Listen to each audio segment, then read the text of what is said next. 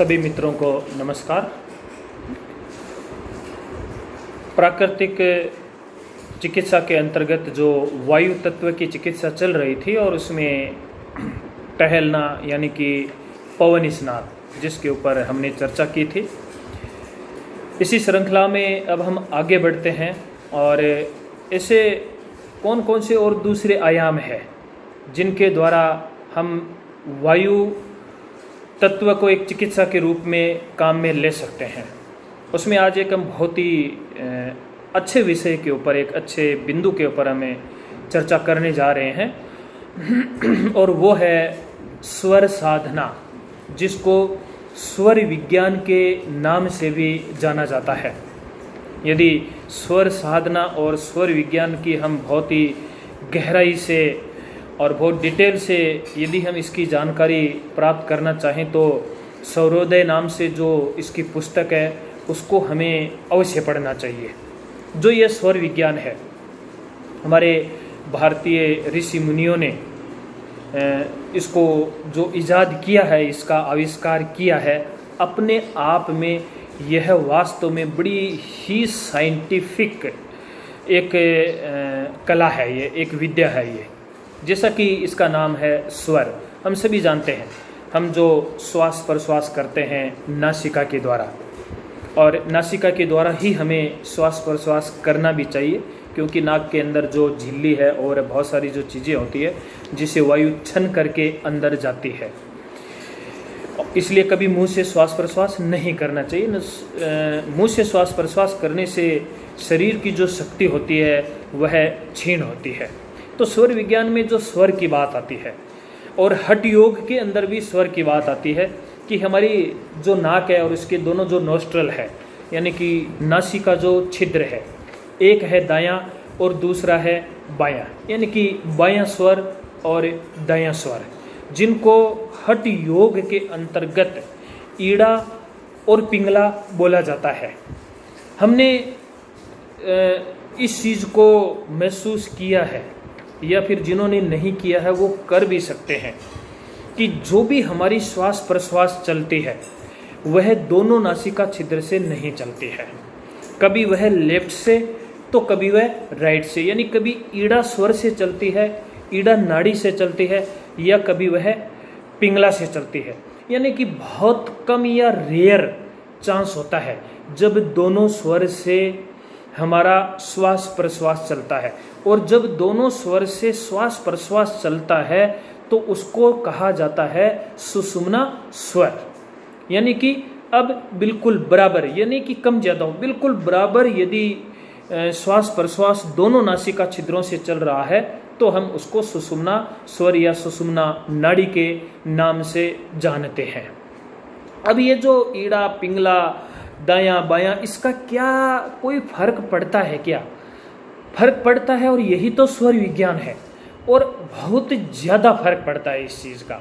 सिर्फ फर्क ही नहीं पड़ता है, यदि हम प्राकृतिक चिकित्सा के अनुसार भी देखें, आयुर्वेद के अनुसार भी देखें, या योग के अनुसार भी यहाँ पर हम देखें, तो हमारे जो ये दोनों स्वर चल रहे हैं, इनका हमारे शरीर के इन पांचों तत्वों के ऊपर भी प्रभाव पड़ता है। यानी कि किस समय कौन सा स्वर चल रहा है, या हमारे शरीर में जिस समय जो तत्व एक्टिव है और उस समय कौन सा स्वर चल रहा है, तो उसके परिणाम अलग ही होंगे। हालांकि इस विद्या को जानने के लिए हमें थोड़ी प्रैक्टिस भी करनी पड़ती है। तो इसी प्रकार आयुर्वेद के अंदर वात पित्त कफ की भी जो बात कही गई है, ये भी स्वरों के साथ में एक तरह से जुड़ी हुई चीज है। तो ये जो स्वर है ये बड़े इम्पोर्टेंट है, इनको जानना भी बहुत ही महत्वपूर्ण है, और स्वास्थ्य की दृष्टि से ये और ज़्यादा महत्वपूर्ण हो जाते हैं। आपने कई बार ऐसे साधु संतों को देखा होगा जिन लोगों को पता नहीं होता है, वो शायद समझ नहीं पाते हैं, लेकिन जो साधु संत होते हैं, मान लीजिए कि कहीं पर उनको विहार करना है, कहीं उनको बाहर जाना है, या कोई ऐसा व्यक्ति आकर के बैठ गया है जिसके बारे में उनको कुछ बताना है, तो बहुत ही जो पहुँचे हुए इस प्रकार के सिद्ध पुरुष होते हैं, वो अपने हाथ को यहाँ पर कर लेते हैं। और वो यहाँ पर करते हैं, तो उसका एक ही अर्थ होता है कि उस समय वो यह देख रहे होते हैं कि उनका कौन सा स्वर चल रहा है, और उस स्वर के अनुसार ही उस समय वह उस व्यक्ति से बात करेंगे। यदि उनको अपनी कुटिया से, अपने स्थान से उनको बाहर जाना है, तब भी वो देखते हैं कि कौन सा स्वर चल रहा है। तो उस समय जो स्वर चलता है उसी पैर को श्वास भरते हुए आगे बढ़ाया जाता है। इतना ही नहीं, कहते हैं कि यदि आप सुबह उठते हैं उस समय से ही ये स्वर साधना शुरू हो जाती है। यानी आप सुबह उठते हैं तो आपका कौन सा स्वर चल रहा है, जो चल रहा है उस स्वर को भरते हुए आपको अपना वही पैर क्या करना चाहिए, जमीन के ऊपर रखना चाहिए। घर से आप बाहर जा रहे हैं, किसी प्रकार का कोई व्यवधान या रुकावट न आए, आपको कार्य में सफलता मिले, उस समय भी जो स्वर चल रहा है उस स्वर को भरते हुए आपको अपना पैर आगे बढ़ाना चाहिए। यानी कि ऐसी बहुत सारी छोटी छोटी चीजें हैं जो हमारे स्तन और मन के ऊपर ये जो स्वर है ये प्रभाव डालते हैं। इतना ही नहीं, ये जो स्वर है यह हमारे दोनों पक्षों के साथ में भी जुड़े हुए हैं। यानी कि जो दो पक्ष होते हैं, कृष्ण पक्ष और शुक्ल पक्ष, यानी कि कृष्ण पक्ष की जो प्रतिपदा है, द्वितीय है, तृतीय है, उस समय सूर्योदय के समय कौन सा स्वर चलता है। इसी प्रकार से शुक्ल पक्ष की प्रतिपदा है, द्वितीय है, तृतीय है, तो उस समय आपका कौन सा सूर्योदय के समय आपका स्वर चल रहा है। उन स्वरों के आधार के ऊपर योगी लोग ये पता लगा लेते हैं कि उनका शरीर स्वस्थ चल रहा है या नहीं चल रहा है, उनको आने वाले समय में कौन सी बीमारी होने वाली है। और योग के अंदर हम प्राय पढ़ते हैं और सुना भी होगा कि जैसे ही हम खाना खा लेते हैं तो हमें सबसे पहले कौन सी करवट लेटना चाहिए, उसके बाद में कौन सी करवट लेटना चाहिए, उसके बाद में कैसे हमें सोना चाहिए। तो उसमें आप गौर करेंगे कि कहा गया है कि अधिकतम समय हमें बाईं करवट लेटना चाहिए। जब आप बाईं करवट लेटेंगे तो लोग कहते हैं कि अमाशय के ऊपर प्रभाव पड़ेगा, उसके ऊपर प्रभाव पड़ेगा, उनके ऊपर प्रभाव पड़ता है या नहीं पड़ता है। लेकिन सबसे इंपॉर्टेंट है कि जैसे ही बाईं करवट सोते हैं तो आपने देखा होगा कि आपका जो राइट यानी कि दायां स्वर है वह चलने लग जाता है। और इसको हम दूसरे किस नाम से जानते हैं, सूर्य स्वर, जो गर्म प्रकृति का होता है। और उस समय यदि आपका स्वर चलेगा तो आपके भोजन का जो डाइजेशन है वह ठीक रहेगा, आपका जो हाजमा है वह हमेशा ठीक रहेगा। अब यदि थोड़ा सा जो और चंद्र स्वर हम जानते हैं कि ये जो होता है ये शीतल प्रकृति का होता है। अब इनमें कौन कौन से काम करने चाहिए, थोड़ा सा इसके ऊपर हम प्रकाश डालते हैं कि मान लीजिए अभी जो हमारा बायां स्वर है वह चल रहा है। बाएं स्वर के चलने का अर्थ हो गया आपकी ईड़ा जो नाड़ी है वह एक्टिव है। अब देखिए हमारे शरीर के अंदर यदि ईड़ा जो नाड़ी है वह एक्टिव है तो इसका अर्थ हुआ कि ये जो बायां स्वर है आपकी बॉडी का यह जो राइट हेमिस्फीयर है ब्रेन का, उस समय वह कार्य कर रहा है। क्योंकि इसके पीछे पूरी की पूरी एक साइंस जुड़ी हुई है कि ये नाड़ी काम कर रही है तो हमारी बॉडी के अंदर कौन से ऑर्गन्स उस समय एक्टिव होंगे।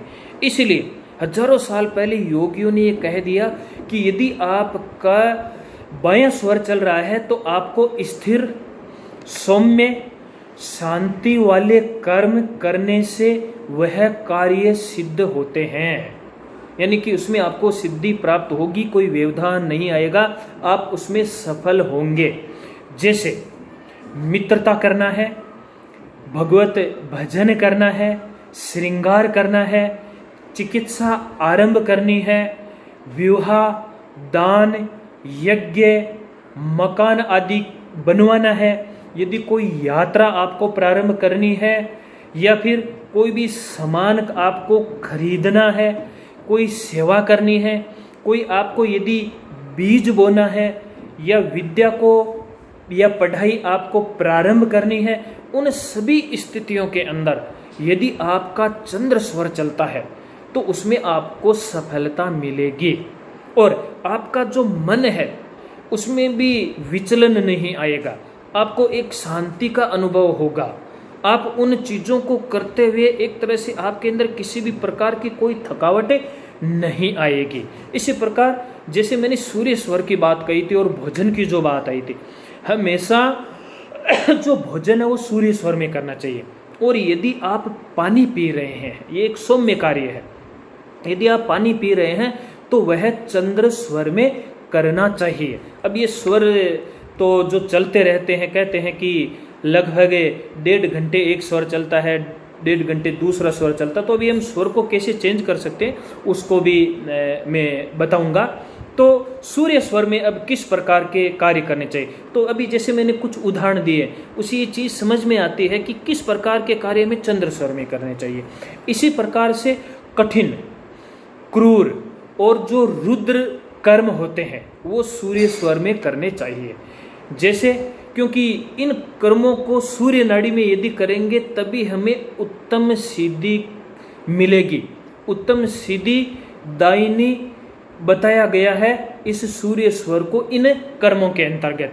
अब मान लीजिए सवारी करनी है, घुड़सवारी मान लीजिए हम कर रहे हैं, हमें कोई सवारी करनी है, हमें आजकल घुड़सवारी नहीं है तो सफ़र में जाना है, उस समय भी आपका सूर्य स्वर जो है वह मान लीजिए चलना चाहिए। या फिर आप कोई भी हार्ड वर्क करते हैं, आप व्यायाम करते हैं, कसरत करते हैं, आप पहाड़ के ऊपर मान लीजिए चढ़ रहे हैं, किसी भी प्रकार का कोई विषय भोग है, स्नान भोजन आदि है, ये सभी प्रकार के जो कार्य हैं यह हमें सूर्य स्वर में करने चाहिए। यदि हम सूर्य स्वर में करेंगे तो शरीर से और मन से हम स्वस्थ रहेंगे। अब हालांकि इन चीज़ों के बारे में अधिकतर लोगों को पता नहीं है, लेकिन बराबर और निरंतर हम लंबे समय तक करते हैं तो निश्चित रूप से हम शारीरिक और मानसिक स्वास्थ्य को हम प्राप्त कर सकते हैं।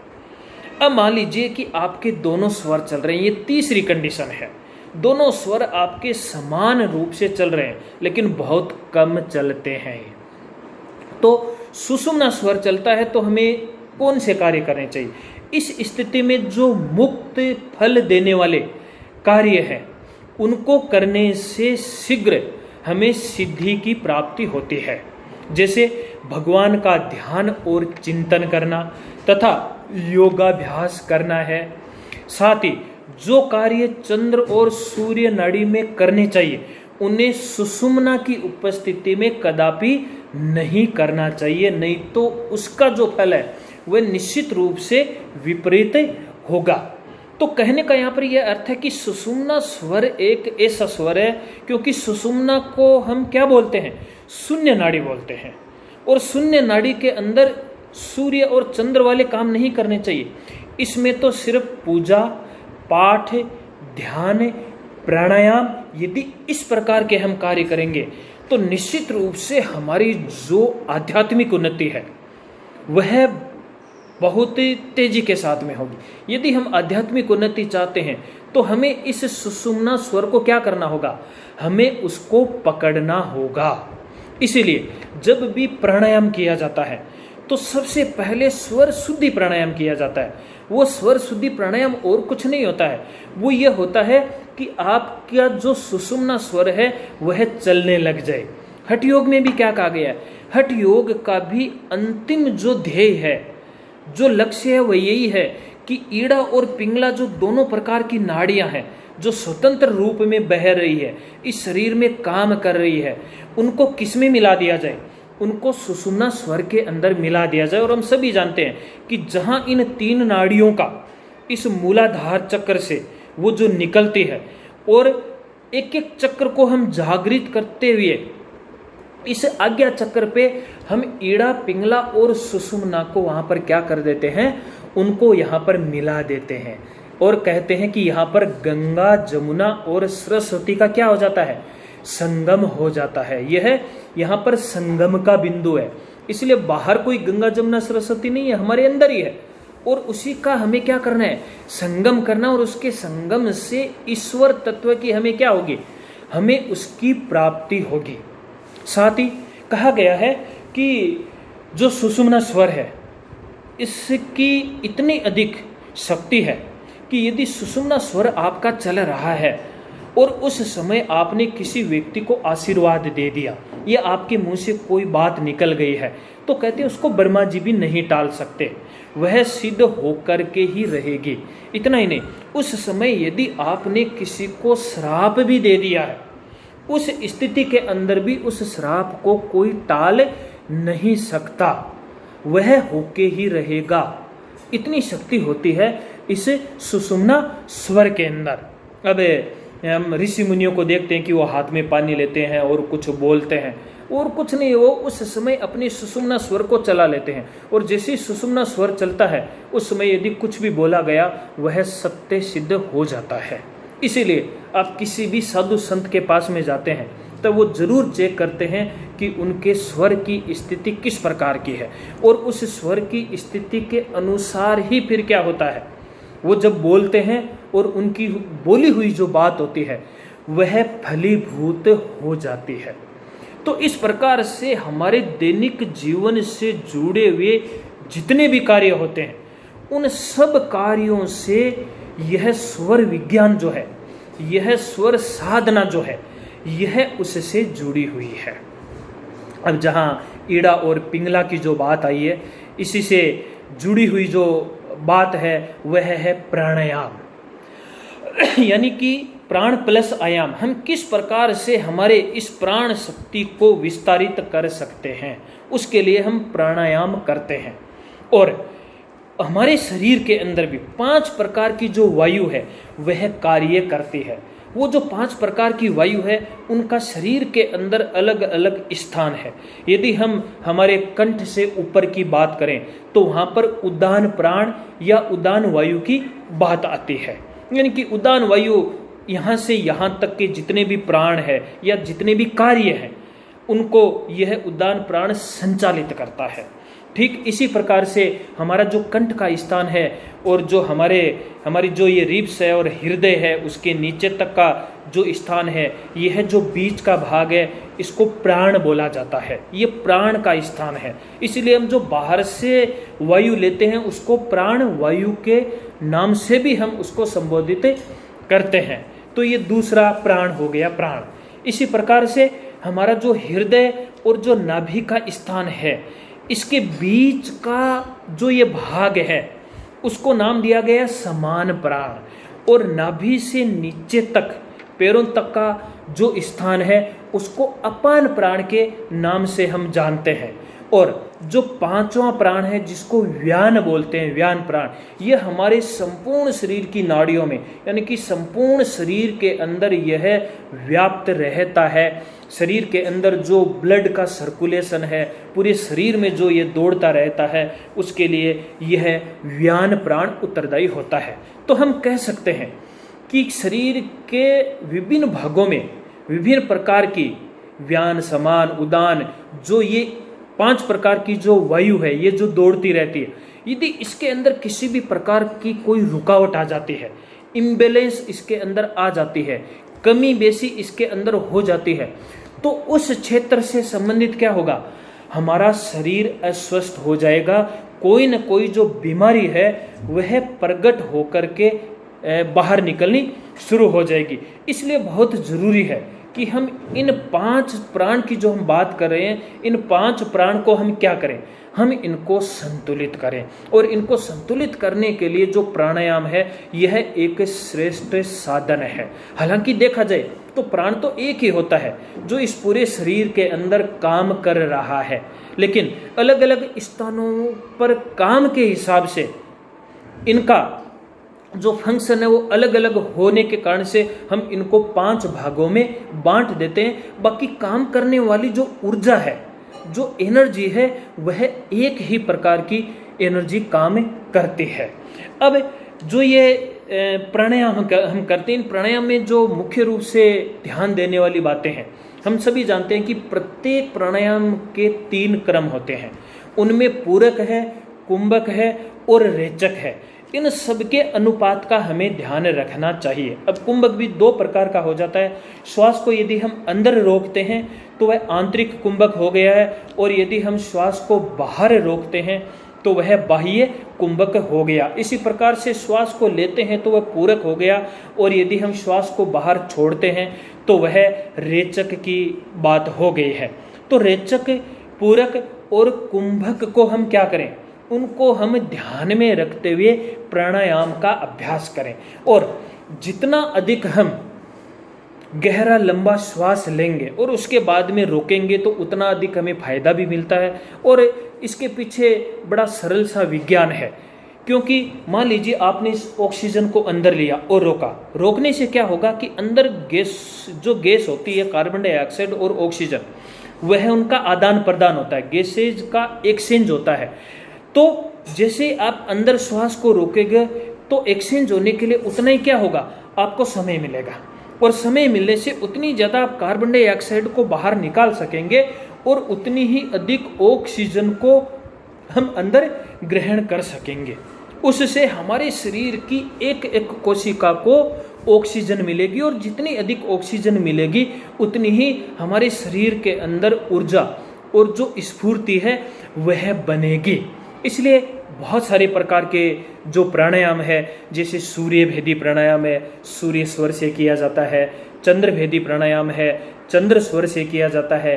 अनुलोम विलोम प्राणायाम है, एक स्वर से लेना दूसरे से छोड़ना, फिर जिससे छोड़ा है उससे लेना पहले से छोड़ देना। इस प्रकार से जो इसकी आवृत्ति की जाती है वह अनुलोम विलोम प्राणायाम है। इसी प्रकार से हम भ्रामरी प्राणायाम करते हैं, जिसमें भंवरे की तरह गुंजन भी किया जाता है। हम शीतली और शीतकारी प्राणायाम करते हैं, जो हमारे शरीर को शीतलता प्रदान करता है। यानी कि जब हमें जीभ को कौवे की चोंच की भांति बना करके श्वास को खींचेंगे इस प्रकार से और नाक से बाहर निकालेंगे तो यह हमारा शीतली हो गया है। और जीभ को दांतों के तले दबा करके शीतकारी की आवाज़ करते हुए हम श्वास लेंगे तो वह शीतकार प्राणायाम हो गया है। इसी प्रकार से उज्जाई है और भी बहुत सारे जो हमारे प्राणायाम है। और हम सभी जानते हैं कि प्राणायाम हमारी शारीरिक मानसिक व्याधियों को दूर करते हैं। तो इस वायु तत्व को प्राप्त करने के लिए जो यह प्राणायाम है, यह भी एक अच्छा साधन है। तो इस प्रकार से हमने अभी स्वर विज्ञान को और स्वर विज्ञान के साथ ही प्राणायाम को भी हमने जाना। अभी इस व्याख्यान में हम इतना ही, अभी इसकी इतनी ही हम चर्चा करेंगे। आगे जो हमारा व्याख्यान होगा उसमें और हम वायु तत्व की चर्चा करेंगे। तब तक के लिए आप सभी का धन्यवाद। नमस्कार।